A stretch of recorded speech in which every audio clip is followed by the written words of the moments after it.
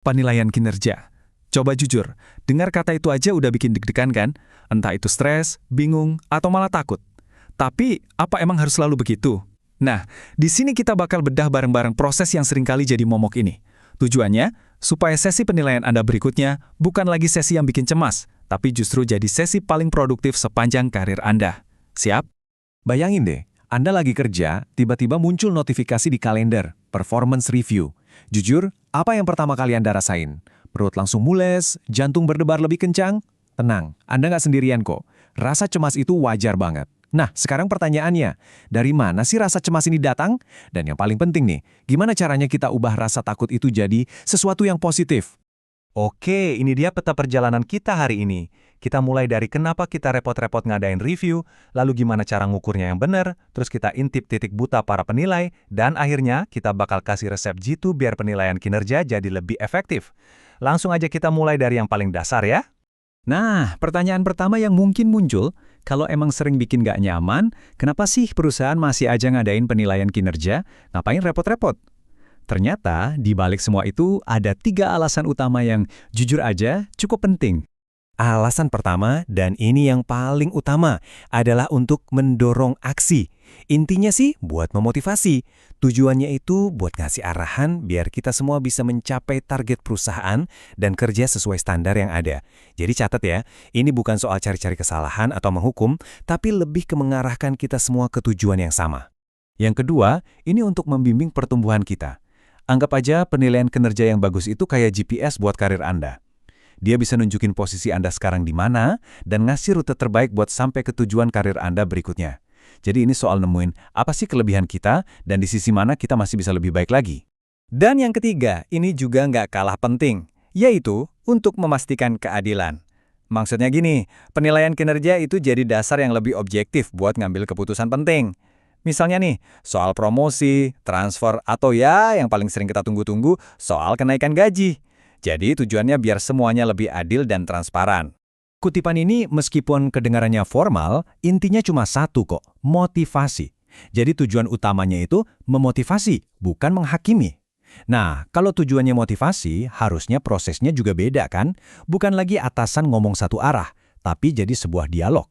Dialog yang membangun, tentunya. Tapi kan, kinerja itu kompleks. Nggak bisa dong diukur cuma dari satu angka aja. Misalnya, cuma lihat dari target penjualan. Itu sama aja kayak kita nilai sebuah film cuma dari posternya doang. Pasti nggak adil kan? Nah, untungnya ada pendekatan yang jauh lebih baik, lebih seimbang. Nah, ini dia salah satu idenya yang keren banget. Namanya Balance Scorecard. Gampangnya, konsep ini ngelihat kinerja itu kayak efek domino. Semuanya berawal dari pembelajaran dan inovasi. Jadi gini, kalau karyawan punya skill makin jago, boom, domino pertama jatuh. Otomatis proses kerja internal jadi lebih efisien. Boom, domino kedua jatuh. Kalau prosesnya efisien, hasilnya apa? Pelanggan jadi lebih puas. Boom, domino ketiga jatuh. Dan ujung-ujungnya, kalau pelanggan puas, pendapatan perusahaan juga ikut naik. Dan boom, domino terakhir pun jatuh. Keren kan cara mikirnya? Oke, kita bedah sedikit ya keempat perspektif tadi. Pertama, inovasi dan pembelajaran. Ini tuh fondasinya. Pertanyaannya simple. Tim kita punya skill yang pas nggak sih? Terus yang kedua, bisnis internal. Ini soal efisiensi. Proses kerja kita udah oke belum? Lanjut ke yang ketiga, pelanggan. Ini dampaknya keluar. Pelanggan kita puas dan setia nggak? Dan terakhir, semuanya akan bermuara ke perspektif finansial. Perusahaan kita sehat nggak secara keuangan? Lihat kan, semuanya nyambung. Oke, tadi kita udah ngomongin tujuannya, kerangka idealnya. Sekarang kita masuk ke yang lebih praktis. Gimana sih cara manajer beneran ngukur kinerja kita? Yuk kita intip sedikit toolkit atau perangkat yang biasa mereka pakai. Ternyata caranya itu macam-macam loh. Nggak ada satu cara yang pas buat semua situasi. Kalau kita lihat, ada beberapa keluarga metode. Ada yang modelnya ngebandingin karyawan satu sama lain, ada yang lebih naratif atau cerita, ada yang fokus ke sifat, ada juga yang lebih ke perilaku. Biar lebih kebayang, kita coba lihat 2 contoh yang benar-benar kontras ya. Nah, coba kita bandingin 2 pendekatan ini. Di satu sisi ada metode komparatif. Ini tuh yang modelnya ranking. Manajer harus ngurutin karyawan dari yang paling top sampai yang paling bawah. Jelas ini bikin suasana jadi kompetitif kan? Nah, di sisi lain ada metode naratif. Ini lebih ke cerita. Manajer nulis deskripsi soal kinerja kita. Fokusnya ke kontribusi kita sebagai individu, bukan dibandingin sama orang lain. Beda banget kan rasanya? Makanya cara kita dinilai itu penting banget. Oke, metodenya udah ada, sistemnya udah ada, tapi ada satu masalah besar. Yang nilai itu manusia. Dan namanya manusia pasti punya bias atau titik buta. Nah, ini dia bagian yang sering bikin penilaian jadi terasa nggak adil. Jadi, penting banget buat kita tahu apa aja sih bias-bias yang sering muncul ini. Yang pertama, ada yang namanya efek halo atau horn. Pernah lihat nggak ada satu teman kita yang jago banget ngomong di depan umum, terus langsung dicap karyawan hebat dalam segala hal. Nah, itu efek halo. Sebaliknya, ada juga efek horn. Gara-gara satu kesalahan fatal, semua pencapaian dia selama setahun seolah-olah lenyap. Bahaya kan? Terus ada juga bias perilaku terakhir atau recency bias. Analogi paling gampangnya gini, kayak anak kecil yang mendadak jadi super baik seminggu sebelum lebaran biar dapat angpau. Nah, manajer juga bisa kejebak di sini.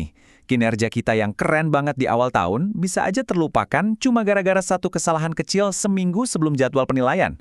Nggak adil banget kan? Lalu ada dua bias yang saling berlawanan, sikap terlalu lunak dan sikap terlalu keras. Tipe pertama, manajer yang nggak enakan. Saking nggak mau ada konflik, semua anak buahnya dikasih nilai bagus. Yang tipe kedua, kebalikannya. Manajernya super kritis, semua dinilai kurang. Dua-duanya sama-sama nggak akurat dan nggak ngebantu. Dan yang terakhir, ini yang paling sering terjadi. Kesalahan tendensi sentral. Ini tuh jurus main amannya manajer. Biar nggak pusing, semua dinilai rata-rata aja. Nah, ini bahaya banget. Kenapa? Karena karyawan yang super keren jadi nggak merasa dihargai, dan yang butuh bimbingan jadi nggak ketahuan. Semuanya jadi abu-abu. Oke, kita udah bahas masalahnya. Biasanya pusing ya? Tenang, sekarang kita masuk ke bagian solusinya. Gimana caranya kita bikin sistem ini beneran berhasil? Untungnya, ada kok cetak birunya. Ada prinsip-prinsip inti yang bisa mengubah penilaian kinerja dari momok jadi alat yang beneran bermanfaat. Jadi pertanyaannya sekarang, apa sih yang bikin sebuah sistem penilaian itu bisa dibilang efektif? Jawabannya ada di 5 pilar utama. 5 pilar ini wajib ada kalau mau proses penilaiannya bagus. Ini dia resepnya, 5 pilar sistem yang sehat. 1. Relevansi. Maksudnya, yang diukur harus nyambung sama kerjaannya. Masa programmer dinilai dari jago atau enggaknya dia presentasi? Kan nggak relevan. 2. Sensitivitas. Sistemnya harus peka. Harus bisa bedain mana yang kinerjanya luar biasa dan mana yang biasa aja. 3. Reliabilitas. Artinya harus konsisten. Nilai Anda nggak boleh tergantung siapa yang nilai atau mood atasan hari itu. 4. Akseptabilitas. Ini kuncinya. Karyawan dan manajer harus sama-sama ngerasa prosesnya adil. Kalau nggak, ya percuma. Dan terakhir, 5. Praktikalitas. Sistemnya harus gampang dipakai dan dimengerti, bukan yang ribetnya minta ampun. Nah, 5 hal ini fondasinya. Oke, setelah kita bongkar semuanya, sekarang kita kembali ke diri kita masing-masing. Ingat, penilaian kinerja itu jalan dua arah. Dengan bekal pemahaman soal tujuan, metode, dan bias-bias tadi, Anda bukan lagi sekedar penerima pasif. Anda bisa ikut andil. Jadi, pertanyaannya buat Anda sekarang.